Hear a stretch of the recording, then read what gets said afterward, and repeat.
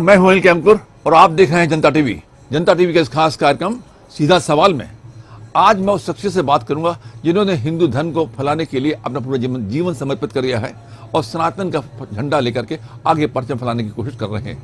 यह है अयोध्या के हनुमानगढ़ी के मुखिया स्वामी राजूदास जी। आपका स्वागत स्वामी राज जी। और आप ये देखिए कि सबसे बड़ी बात यह है कि अयोध्या में इस समय पूरा माहौल राममय है। रामनवमी के मतलब दीपोत्सव मनाया जा रहा है, कल इसका दिव्य कार्यक्रम होगा। इसके साथ ही साथ दीपोत्सव से आप लोगों को कितना जोड़ा जा रहा है ये? पहले तो मैं आपके सभी दर्शकों को सिद्धपीठ अयोध्या हनुमानगढ़ी से कहा जाता कि राम दुआरे तुम रखवारे होत ना गया बिन पैसारे। अयोध्या अगर कोई आता है, आप भी आए, आपकी टीम आई है, तो प्रयास होता है कि जरूर हनुमान जी महाराज का दर्शन पूजन हो। वहाँ से हम लोग जुड़े हैं तो मंगल कामना करते हैं आपके सभी दर्शकों के लिए, आपके लिए, आपके कैमरामैन के लिए, आपकी पूरी टीम के लिए। बाबा ने लिखा है, अयोध्या की महिमा है, कोटि कल्प काशी वसे मथुरा कल्प हजार एक निमिष सरजू बसे तुलेन तुलसीदास। अयोध्या की महिमा अनंत है जिसकी परिकल्पना करना, तुलना करना हमारे जैसे तुक्ष मुख वाले मानव से संभव नहीं। अयोध्या में भव्य दिव्य राम जन्मभूमि मंदिर निर्माण कार्य बहुत तेजी से चल रहा है, विकास कार्य बहुत तेजी से चल रही है। अयोध्या में भव्य दिव्य दीपोत्सव का कार्यक्रम है और उस दीपोत्सव में इस बार योजना है 25 लाख दिए जलाने के लिए, और 25 लाख दिए में से 21 लाख दिए का विश्व रिकॉर्ड बनाने का कार्यक्रम सिर्फ उस राम की पैरी पे है, जहाँ पर हर वर्ष पूज्य योगी आदित्यनाथ जी महाराज के नेतृत्व में दीप उत्सव में व्यवस्था होता है कि हर वर्ष आगे और बढ़ाया जाए, 4 चांद लगाए जाए। आज मैंने चर्चा किया कि महाराज इस बार तो 21 लाख दिए जलेंगे। बोले 21 नहीं 25 लाख जल रहे हैं तत्काल। कहीं जैसे जैसे हम लोग दिया की संख्या बढ़ा रहे हैं, उद्देश्य यह है कि उस दीप उत्सव के माध्यम से जो पारब्रह्म परमात्मा भगवान श्री राम, जिनकी व्यापकता हर व्यक्ति के मन में। लेकिन महाराज जी सबसे बड़ी बात है कि दीपक जल रहे हैं, अच्छी बात है ना, दीपक उत्सव हो रहा है, अच्छी बात है। अभी आपने एक बात छेड़ी थी राम मंदिर के निर्माण को लेकर के। हमें याद पड़ता है कि राम मंदिर के निर्माण में जो लोग पहले शामिल थे, जिन्होंने आंदोलन शुरू किया था, वो इस जो राम मंदिर निर्माण हो रहा है उसमें कितनी सहभागिता कर पा रहे हैं? आप लोगों ने कितना आंदोलन किया, बड़े बड़े संतों ने आंदोलन किया, पूरा आंदोलन चलाया, उनकी कितनी सहभागिता है? देखिए, जहाँ पे आप हैं सिद्धपीठ अयोध्या हनुमानगढ़ी है। 1700 कुछ ईस्वी में हनुमानगढ़ी के नागा साधुओं ने उस बाबरी ढांचे को ध्वस्त कराने का प्रयास किया था। एक सेठ थे कलकत्ता के, आप यहाँ से निकलेंगे कि राम मंदिर बना हुआ है, इसी के नाम उसका राम मंदिर है। तो वो लोग पत्थर का राम मंदिर बना के लाए थे कि वो बाबरी ढांचा को ध्वस्त करके वह मंदिर स्थापित करेंगे। तो उन्होंने कहा कि सहयोग किसका लिया जाए। ये हुआ कि हनुमानगढ़ी में 1000 नागा साधु रहते जो सनातन धर्म संस्कृत रक्षा के लिए हैं। बाकी और जो आश्रम है, कहाँ 50, 10, 20, 5, 7, इससे ज़्यादा संख्या किसी आश्रम में नहीं है। हनुमानगढ़ी में एक साथ 1000। जब सनातन धर्म में उठापटक हुआ, जब छोटे छोटे आपस में राजा राजबारा लड़ने मरने का प्रयास किए, सिर्फ अपने सीमा विस्तारीकरण, दास को लेकर, स्त्री को लेकर, आपस में सीमा विस्तारीकरण को लेकर, उस समय में स्थिति यह हुई कि धर्म की लड़ाई कोई नहीं लड़ता था। तो स्वामी बालानंदाचार्य राजा थे, उन्होंने अपने आप को त्याग लिए,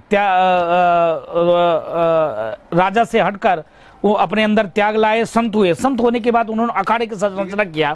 मैं उसी विषय पे आता हूँ। अखाड़े को उन्होंने संरचना किया। जब अखाड़े की संरचना किया तब जो है हम ये मुख्य बैठक है निर्माणी अखाड़े के। तो हनुमानगढ़ी शुरू से प्रयास रखता। 1949 में बाबा अभिराम दास जी महाराज ने वहाँ पे मूर्ति पधराई सिख जत्थे के द्वारा, और पूज्य योगी आदित्यनाथ जी के गुरु जी, ऐसे करके। तो ये नहीं है, विषय ये है कि राम भक्तों ने तो संघर्ष किया, साधु संतों ने तो बहुत संघर्ष किया, उसी का परिणाम। लेकिन आपको लगता नहीं कि संघर्ष आप लोगों ने किया और नेता नगरी लाभ उठाती घूम रही है? अब वहाँ पे जितने लोग हैं, साधु संतों के अलावा जितनी नेता नगरी है, वो अपना झंडा गाड़ रही है, जैसे वही मंदिर बनवा रहे हैं। नहीं, देखिए, मैं आभार व्यक्त करता हूँ, धन्यवाद देता हूँ इन लोगों का। कम से कम ये मेरे साथ तो हैं। स्थिति ये थी कि लोग यहाँ गोली चलवा देते थे, क्या बात करते हैं। स्थिति ये थी कि हम जय श्री राम बोलते थे तो यही नेता नगरी जेल में बंद कर देते थे। महोदय 2 महीने तक जेल में था। आप बताओ, 84 कोसी परिक्रमा कर लिया तो जेल हो गया मुझको। 84 कोसी परिक्रमा में यहाँ पर संकल्प सभा था, हनुमानगढ़ी पे हनुमान चालीसा का पाठ नहीं होगा, सुंदरकांड का पाठ नहीं होगा, नारायण तकदीर अल्लाह अकबर होगा क्या? हनुमान चालीसा करने पे मार कर तोड़ कर अंदर कर दिया गया। 2 महीना हम लोग बंद थे। तो जाए तो किसके पास जाए? मेरे साथ तो लोग आने के लिए नहीं तैयार होते थे, डरते थे लोग, अयोध्या में से कतराते थे, घबराते थे, सीमा के बाहर से वापस हो जाते थे, आते भी तो डर से चुप्पे चोरी में कहीं हनुमानगढ़ी दर्शन कर लिया, चंदन मिटा के चले गए। तो कम से कम इन राजनेताओं को भगवान ने सद्बुद्धि दिया। मैं आता हूं उसी पे जो आप पूछना। लेकिन जो शिलापट बन रहे हैं, जिनमें लिखा जा रहा है कि शिलान्यास इन्होंने किया, मंदिर निर्माण इन्होंने किया, इनमें उन महात्माओं का, उन संतों का नाम क्यों नहीं है? इस पे आपको कोई बुरा नहीं लगता? नहीं, देखिए सरकार की व्यवस्था है, सरकारी तंत्र है। ये मंदिर साधु संतों का है। हाँ, नहीं, साधु संतों का है, देश के समस्त नागरिक का है, सभी राम भक्तों का है, सभी सनातनियों का। अगर ये कहे सरकार की मैं बनवा रहा हूं, ये अहंकार हो जाएगा। सरकार तो एक सेवक है, सेवा की भांति अच्छे से करेंगे तो ठीक है, नहीं करेंगे तो उतर जाएंगे। जिन लोगों ने अहंकार किया, 6 चुनाव हार गए, जिसने राम को नकारा, राम सेतु को काल्पनिक कर दिया, ऐसे लोग खत्म होते चले जा रहे हैं। इसलिए खत्म होते चले जा रहे हैं, साधु संतों ने संघर्ष किया, राम भक्तों ने अपने प्राणों की आहुति दिया, राजा राजबारों, यहाँ तक कि महारानियों ने राम जी की मंदिर की रक्षा के लिए अपने प्राणों की आहुति दिया, रक्षा के लिए। तो सबकी चर्चा होगी उसमें। हमने अभी इसी बीच में पूज्य योगी आदित्यनाथ जी महाराज से मिलकर निवेदन किया था, महाराज जी, जिन जिन लोगों ने प्राणों की आहुति दिया, कब कब संघर्ष हुए राम जन्मभूमि की रक्षा सुरक्षा के लिए, तब एक म्यूजियम बनाया जाए, चाहे उनकी जो स्मृति है उसके स्मृति को संजोकर। क्योंकि होता क्या है कि हम लोग जब भूल जाते हैं तो काम खत्म हो जाएगा। आप देखिए, मैं किसी राजनीतिक विषय पर नहीं जाऊंगा, पास का देश है अफगानिस्तान में कोई राजू दास नहीं है, न तो संघ विचार परिवार है, न बसपा है, न सपा है, न कांग्रेस है। एक कौम, एक मजहब, एक संप्रदाय के लोग हैं। आज वहां आपस में लड़ रहे हैं गद्दी के लिए, इसलिए लड़ रहे हैं संस्कार संस्कृति को उन लोगों ने भुला दिया। तो जब आप संस्कार संस्कृति को भुला दोगे, हमारे पूर्वजों ने मेरे लिए क्या किया, कितना संघर्ष किया, उनको तो आपने सही विषय को उठाया है, आपकी विषय वाजिब है। उन लोगों की चिंता जरूर होना चाहिए, चिंतन जरूर होना चाहिए। उन लोगों को स्मृति में कैसे बनाया जाए, कैसे रखा जाए, ऐसे करके चंपत राय जी से जब निवेदन किया तो चंपत राय जी ने कहा कि राजूदास जी, आप देखेंगे कि जितने भी साक्ष्य, एविडेंस, अवलेख जो खुदाई में मिले हैं, उसको आप देखेंगे जब दर्शन करने जाएंगे तो हमने बगल से लगा के रखा है। उसी प्रकार से प्रयास होगा, जिन जिन लोगों ने मंदिर के लिए संघर्ष किया, त्याग किया, तपस्या किया, ऐसे लोगों को हम रखेंगे। आप ये बताइए कि जिन लोगों ने संघर्ष किया, जिन्होंने समिति बनाई, जिन्होंने मुकदमेबाजी की साधु संतों की तरफ से, तो अब उन लोगों के लिए आप कितना संघर्ष, किस तरीके से संघर्ष करेंगे? नहीं, हम तो लगातार, आपने देखा होगा, हम किसी दल से बंधे हुए नहीं है। जो राम की बात करता है, रामत्व की बात करता है, जो सनातन की बात करता है, जो संस्कृति की बात करता है, उसके लिए लड़ते हैं, मरते हैं, संघर्ष करते हैं। इसके नाते इस विषय को लेकर भी हम सरकार से मिले, चर्चा किया, वार्ता किया। सरकार ने आश्वस्त किया, ट्रस्ट ने आश्वासन दिया कि उन लोगों की भी स्मृति को हम लोग सहयोग कर लगाएंगे और लोग देखेंगे। प्रयास किया, देखिए बाबा अभिराम दास के नाम से वार्ड आप देखेंगे, परमहंस रामचंद्र दास वार्ड आप देखेंगे, अशोक सिंघल वार्ड, तो प्रयास चल रहा है।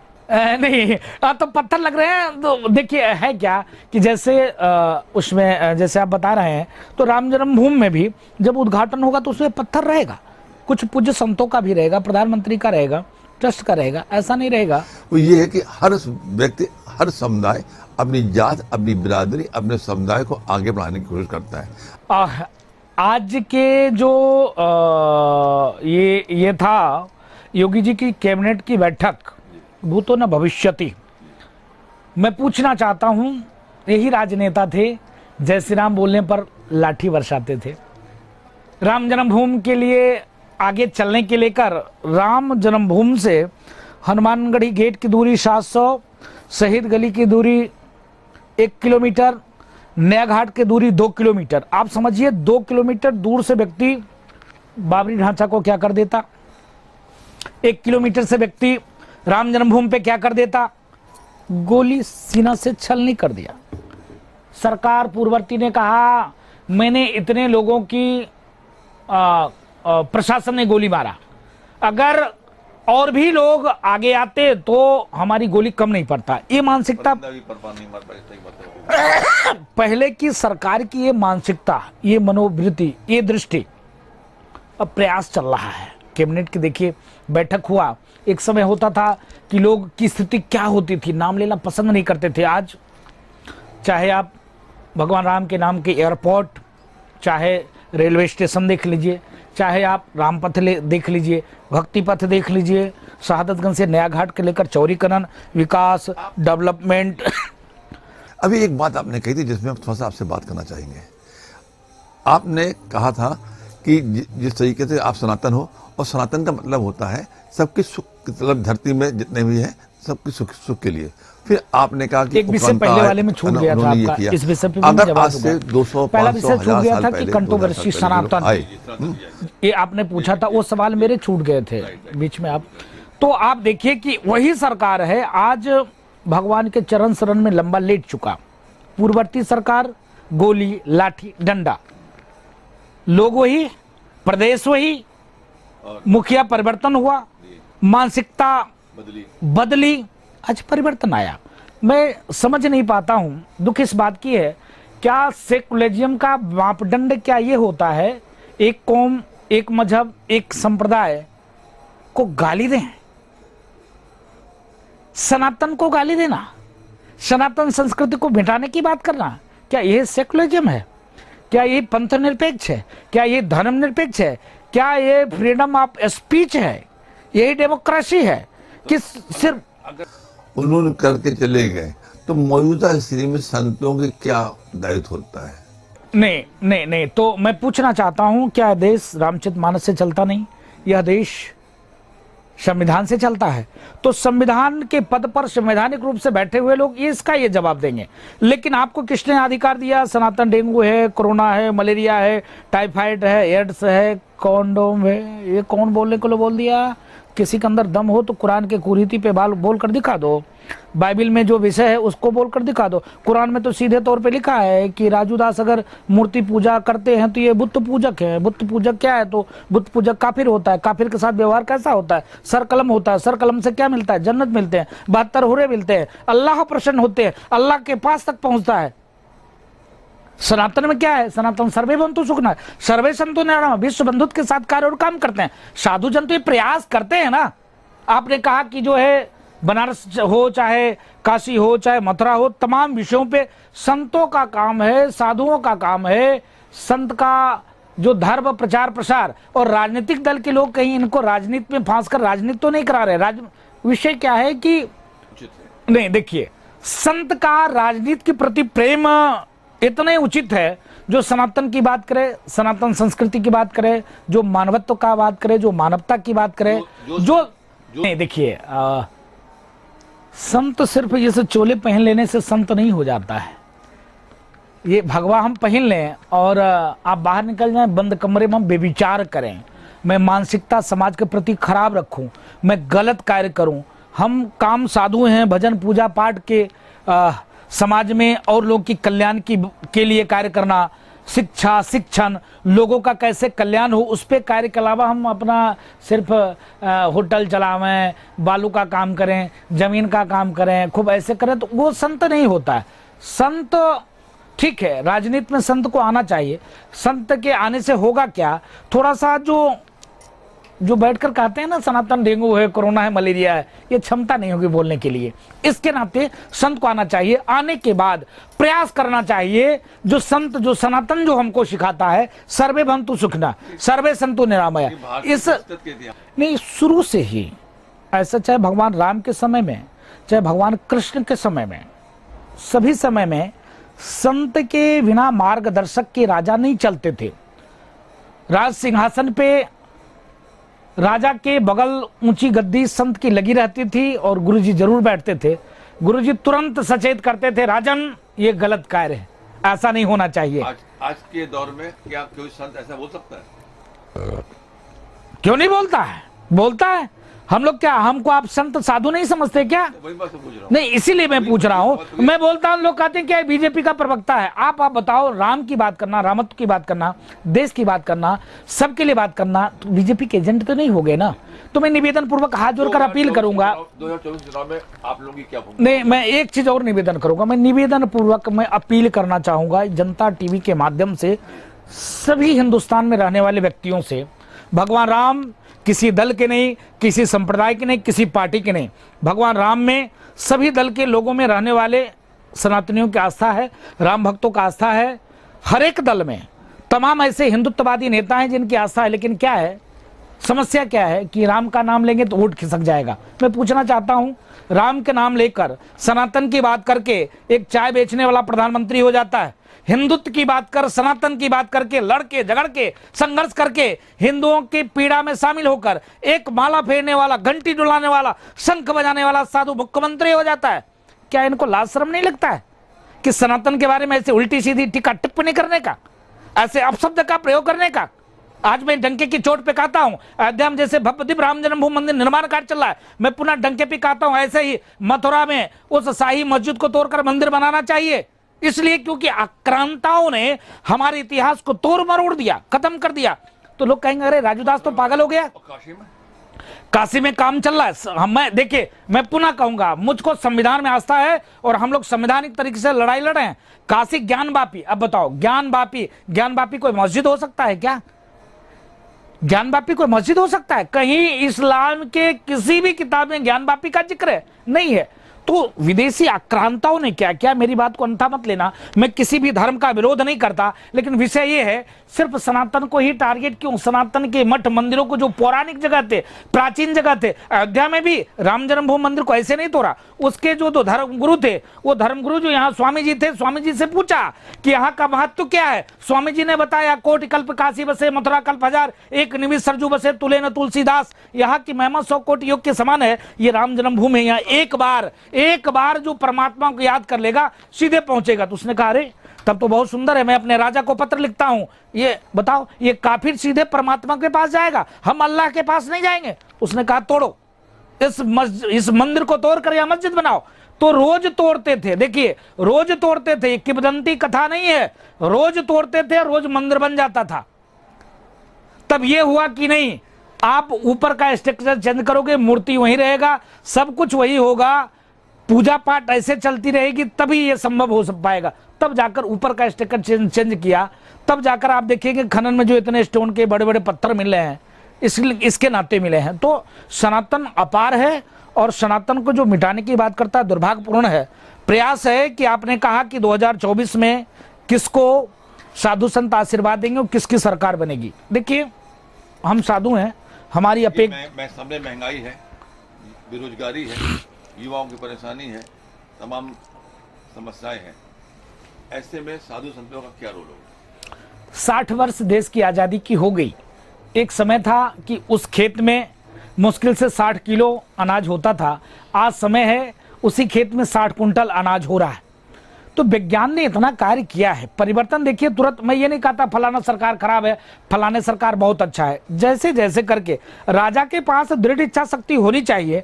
और अच्छे से जब चुनाव जीतने के बाद देश का हर नागरिक उसका वोटर है, और वोट दिया हो ना दिया हो, लेकिन सरकार की जो किसी भी योजना आवे तो उससे हर व्यक्ति को लाभ मिले, जैसे अभी मिल रहा है।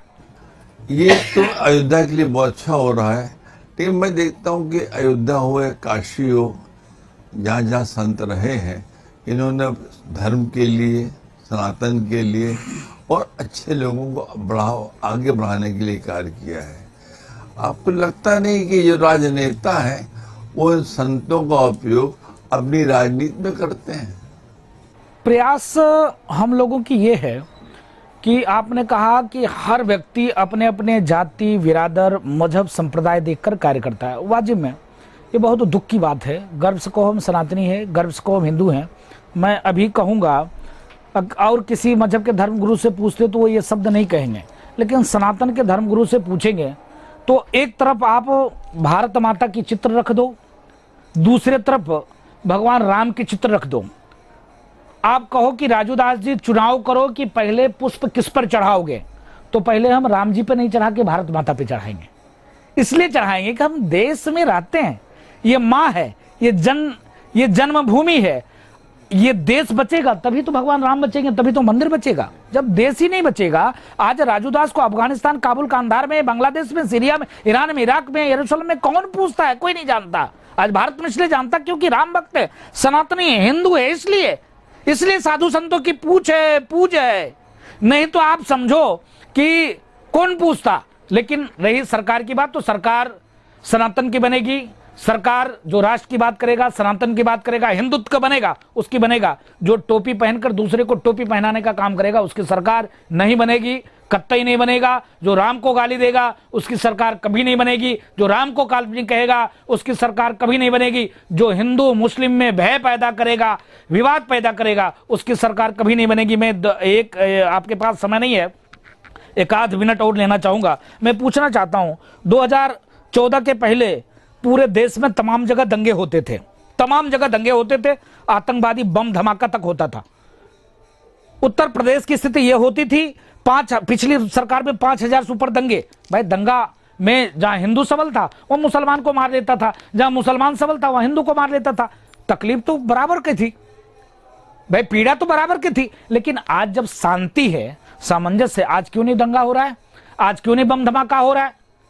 आज भी तो सरकार में वही सरकार के लोग हैं, अधिकारी आईएएस पीसीएस हैं। भाई राजा चेंज हुआ है, बाकी तो लोग वही हैं। इसके नाते हर व्यक्ति शांति चाहता है, हर व्यक्ति रोजी रोजगार। आपने कहा कि इतनी महंगाई है, इतनी भ्रष्टाचार है, शिक्षा, चिकित्सा इतनी महंगा होती चली जा रही, स्वाभाविक है, हो रहा है। इस पर चर्चा करने के लिए इस पर बहस होना चाहिए। मैं तो कहता हूं चिकित्सा और शिक्षा सरकार को फ्री करना चाहिए, जैसे अनाज सरकार फ्री दे रही है। अभी मोदी जी ने कहा कि 5 साल तक अनाज हम फ्री देंगे, उसी प्रकार चिकित्सा और शिक्षा सरकार को फ्री कर देना चाहिए। दूसरी बात, सरकार बनेगी, मोदी जी पुनः प्रधानमंत्री बनेंगे। सर्वे संतो निरामय। भारतीय संस्कृत के इतिहास में कभी भी संत का राजा बनते नहीं दिखाया गया। राजा को राजा दिखाया, संत उनकी सहयोग के लिए आते थे, उनको अच्छी बातें बताने आते थे, कभी खुद शामिल नहीं होते थे। आज की मौजूदा स्थिति में राजनेता सदा संतों का या धर्म का उपयोग कर रहे हैं। ने मौजूदा स्थिति में संतों ने अपनी जिम्मेदारी को नहीं निभाई। मेरी बात को जो संत सुनेंगे वो भी अन्यथा नहीं लेंगे। साधु मेरे ऊपर नाराज हो जाते हैं क्योंकि हमारी आवाज थोड़ी सी तीखी रहती है। इसलिए तीखी रहती है, जो संतों का काम है, संतों ने अपने आप को सीमित रख लिया। हनुमानगढ़ी में सिर्फ भजन करना है, माला फेरना है।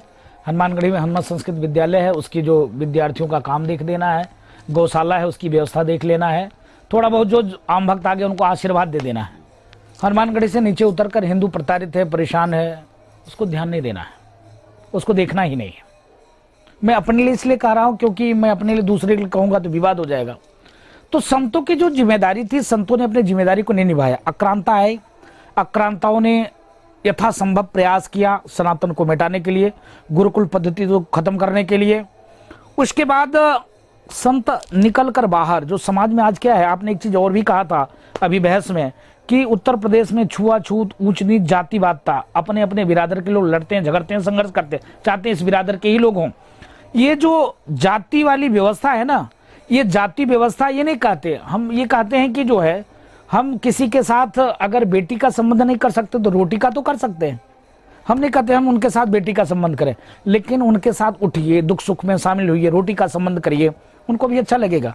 जो बाहर के जो इस्लामिक आक्रांता हैं, जो ईसाई मिशनरी, जो लालच देकर, चिकित्सा शिक्षा देकर, भय का लालच देकर, लोभ का लालच देकर इतना धर्मांतरण करें, वो तो कम होगा, वो तो बंद होगा ना। इसके नाते संतों को आश्रम से बाहर निकलकर इन राजनेताओं की बुद्धि को शुद्ध करना चाहिए और जनता के बीच में पहुंचकर जो छुआछूत, उच्च नीच की भेदभाव उसको कम करके और सामंजस्य और समानता संतों को स्थापित करके और सनातन को बचाने का प्रयास करना चाहिए। सनातन बचेगा तभी यहाँ मैं बैठकर धर्मगुरु हूँ, महंत हूँ, बाबा राजू दास हूँ।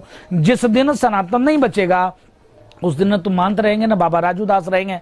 जब मंदिर पे कोई आएगा नहीं सनातनी तो क्या।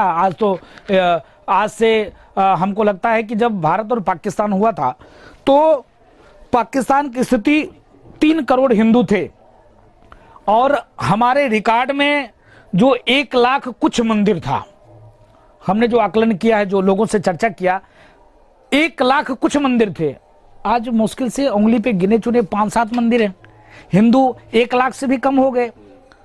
हिंदुस्तान का विशाल हृदय कितना है, यहाँ 6 करोड़ मुस्लिम थे, आज 40 करोड़ मुस्लिम हो गए। तो ये हिंदुस्तान की संस्कृति है, विशाल हृदय है हिंदुस्तान का, तो इसके नाते साधु संतों को यह कार्य करना चाहिए। चलिए ठीक है, धन्यवाद आपका कि आप चाहते हैं कि उत्तर प्रदेश जिस तरीके से और देश में साधु संत आगे का काम सब सनातन को फैलाने का करें और करते रहें, सीधे जैसे आपकी मंशा है, और जिसकी सरकार आप बनाना चाहते हैं भगवान करे बने। धन्यवाद, थैंक यू।